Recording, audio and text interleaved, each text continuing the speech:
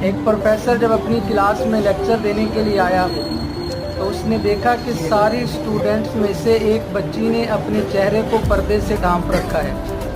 تو وہ اس لڑکی سے کہنے لگا کہ تم اپنی باقی ساتھیوں کو دیکھو کہ وہ کتنی پر اعتماد ہیں، تمہارے اندر خود اعتمادی کب آئے گی؟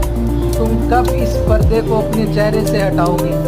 تو اس بچی نے بڑا خوبصورت جواب دیا اور وہ کہنے لگی کہ سر، اس کلاس میں صرف میں پردہ کر کے آئی ہوں، جس کا مطلب ہے کہ پوری کلاس میں وہ لڑکی ہوں جو آپ کو مت سمجھتی ہوں۔ تو پروفیسر نے جب یہ جواب سنا تو لاجواب ہو گیا اور دوبارہ اس نے کبھی بھی اس بچی سے پردہ ہٹانے کا سوال نہیں کیا۔